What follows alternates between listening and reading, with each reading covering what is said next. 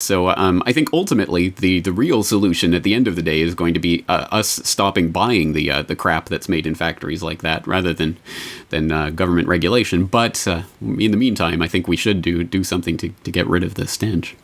And I've got one for you as the possible alternative, James, in a way, because you guys know I used to work at a local grocery store here in the Portland area called New Seasons Market. We sold the hell out of sriracha, but we also really sold the hell out of a local hot sauce called Secret Aardvark. So I'll include a link about the made in Portland habanero hot sauce that even there's a Reddit thread about. I see your sriracha and raise you Secret Aardvark. So James, having said that, I think in a way that sets us up for our third and final story on this Thanksgiving-themed episode of New World Next Week that speaks to the businesses and your local businesses and where you put your money and where you put your intentions.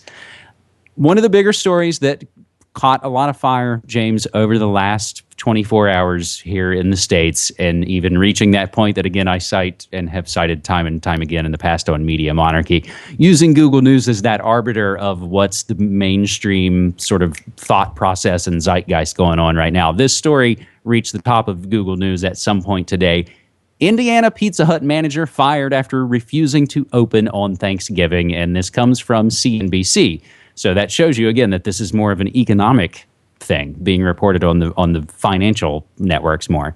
As more restaurants open on Thanksgiving to boost sales, one Pizza Hut manager decided that he'd had enough, and it cost him his job. After working his way up from cook to general manager at the company, Tony Rohr was fired, he said, for refusing to open his Elkhart, Indiana store on Thanksgiving, which he was told was mandatory. I just decided I wasn't going to agree to do it. All these people the whole year had been told they were going to have the day off. He said that in his 10 years with the company, this was the first time any location has asked him to work on Thanksgiving. Many spots are opening on the national holiday in an effort to squeeze out extra sales from holiday shoppers. They said it was just a competitive decision and that everyone was open, so we will be too. I said, why can't we be the company that stands up and says we care about our employees and let them have the day off?